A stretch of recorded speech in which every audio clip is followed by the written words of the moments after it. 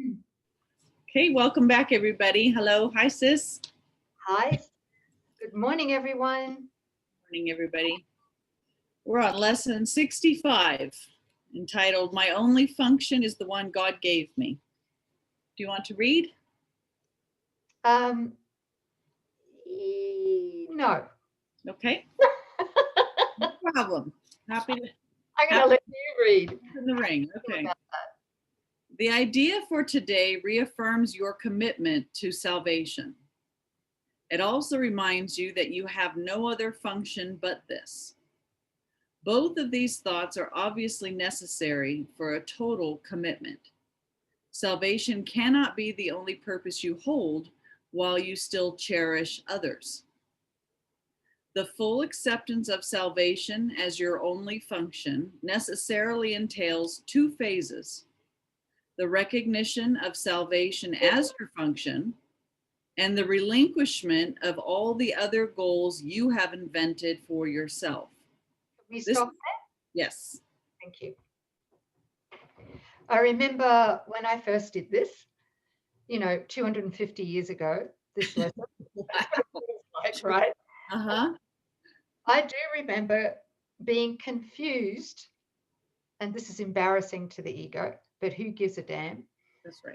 Being confused about salvation, because it was a word that made me cringe, to be honest.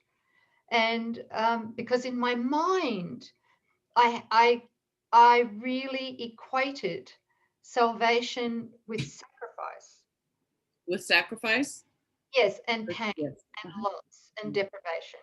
All the theological connections, right, from old religion. I didn't have any religion in this lifetime, so Wow. maybe some old stuff from previous life dreams, Sure. Whatever. But that word really frightened the out of me, right? So I remember coming into this word with these lessons and not really being able to understand particularly these ones, 65 to 69, I think, these lessons. And I'm just wondering if there might be some viewers who also might be or might have a similar confusion to the one I used to have. So can we just stop here for a second just to remind everyone what salvation is and how it is inextricably entwined with forgiveness? Mm-hmm. Is that, you good with that? Absolutely. Yeah? Yeah. Okay. So what is salvation? And I'm just doing this little note about interchangeability. Salvation is our happiness. It's the memory of what we are in truth. It's the peace of God. And our function here is the forgiveness that brings us that state, that remembrance or the awareness.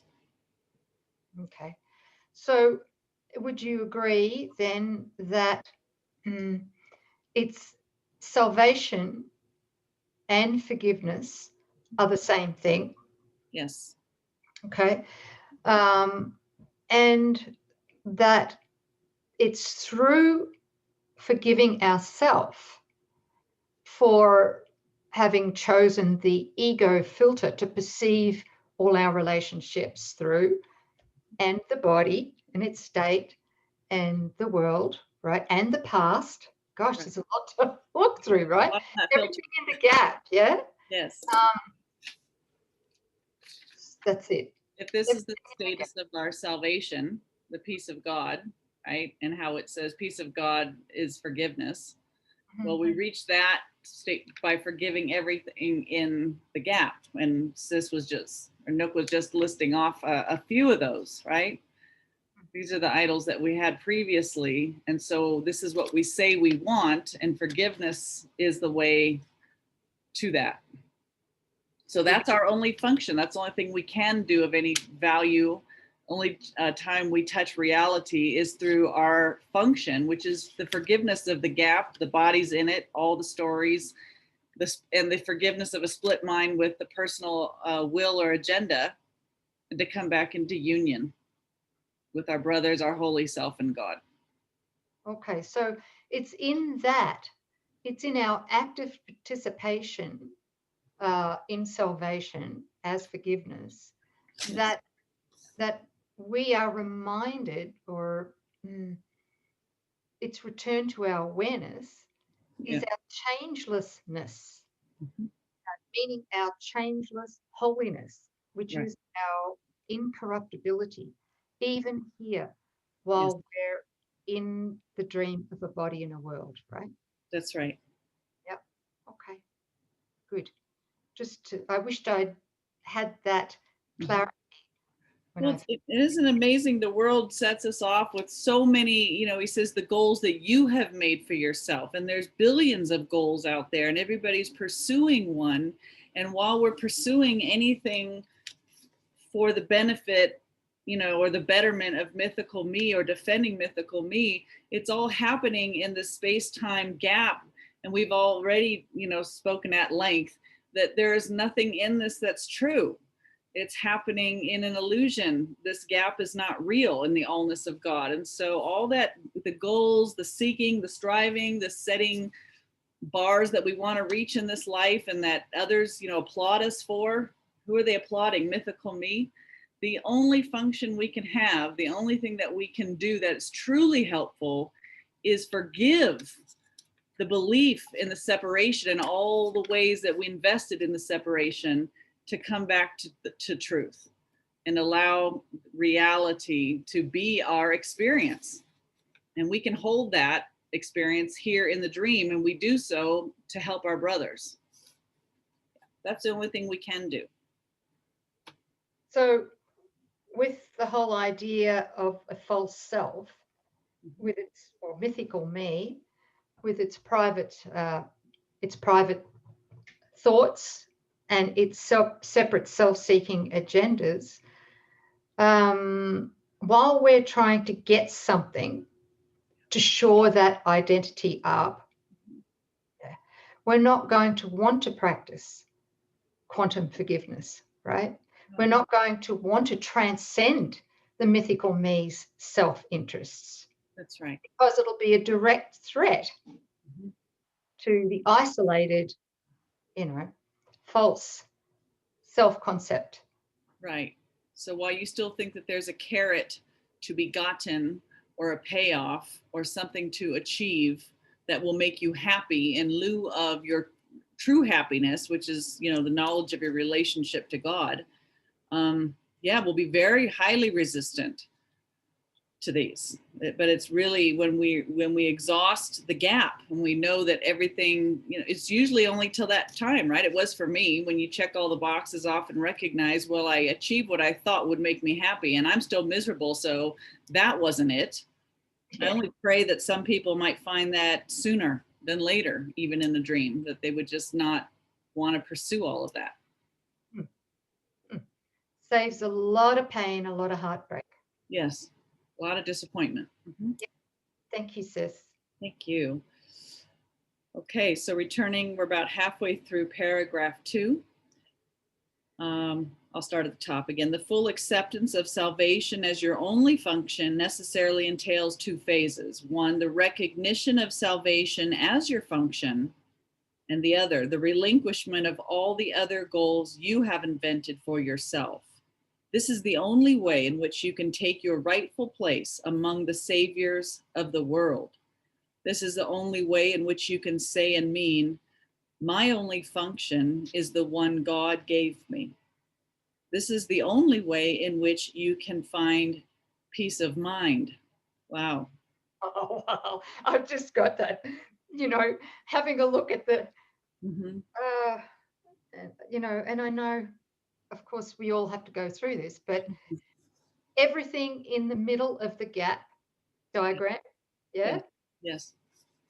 How many times? Thousands of times, particularly earlier on before the course, I really believed that pursuing those things in the gap would give me the peace I wanted. Right. And it says here, no. And if you think about it, our mind come back just to the symbol, one of these, that's your mind right now. While you think you're mythical me, that's the status of your mind. That mind is split right down the middle. And remember what that split represents. Half your mind is filled with God. God is in your mind. So you know the truth. It is there. The mind, you share the mind of God. But the other half is an ego thought system. And every thought that it holds is the 180-degree opposite of what God is declaring. So your mind is in a state of complete, utter opposites. And the stress of that, right? And the battle that goes on in the mind, while sometimes we identify with holy self and then there's a pull back to ego. I remember, the contrast began, it felt like I was being body slammed, so you'll never, ever, ever find peace. The only way to come to peace is to heal that split.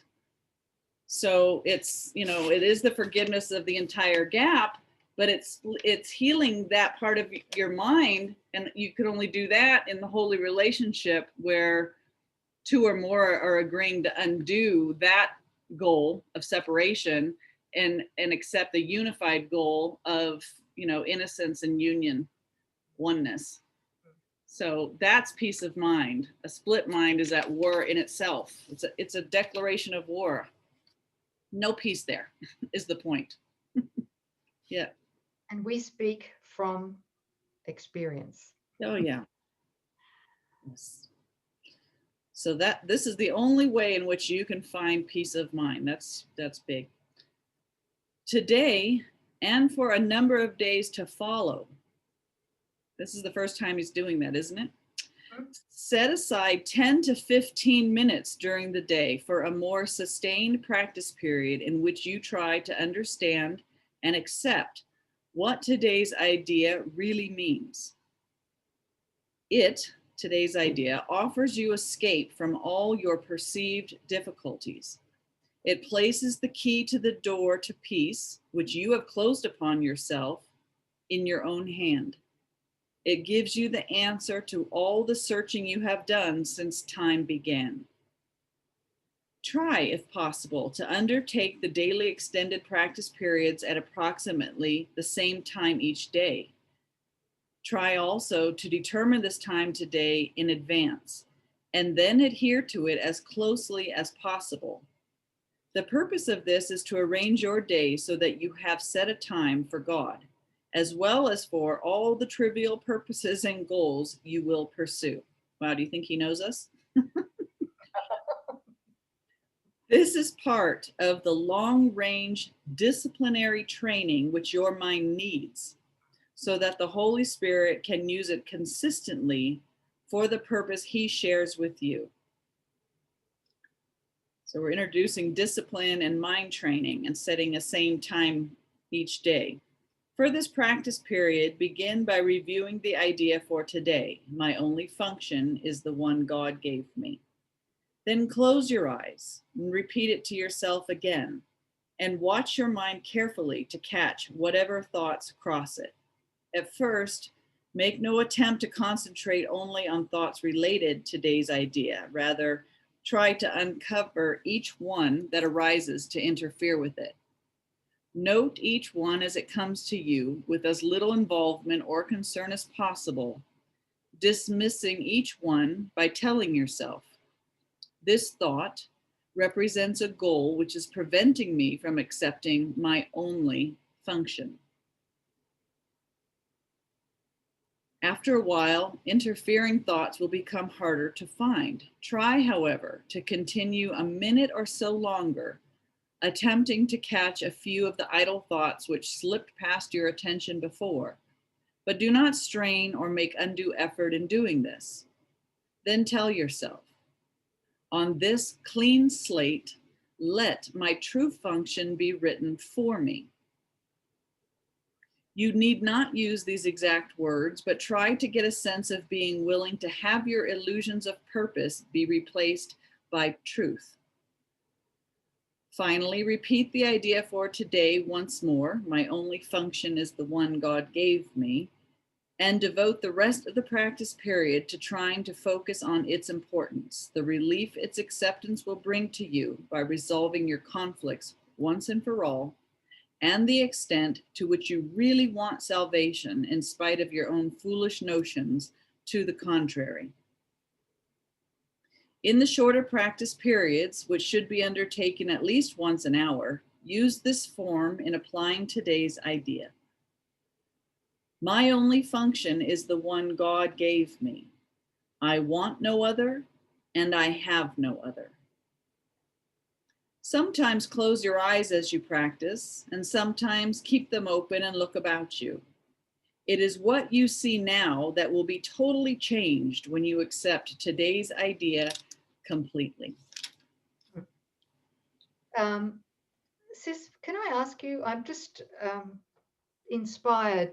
Mm-hmm. Those that want to take this particular lesson a bit deeper, Yes. which is strongly encouraged, I'd like to introduce something, but before I do, can you screen share the gap diagram for us? Yes.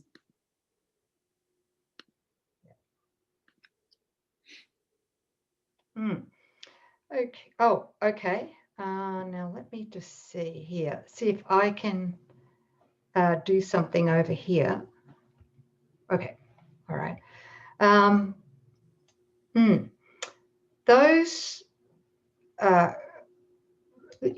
list that's in the gap, mm-hmm. that are there to support the illusion of the body, of the greatest idol, the body identity, right? Yes. As a separate body identity, private mind, blah, blah, blah. One great way to really anchor this lesson is to go and have a really good look at the gap. And the gap diagram, of course, you can find it in the description box on YouTube. List of resources, yes. Yeah. Okay. Mm-hmm. That'll take you to the gap diagram in the on our website, right? Mm-hmm. But one great thing here is to ask which of these goals or idols in the gap do I still cherish? Like with radical self-honesty, and try not to judge yourself for it, okay?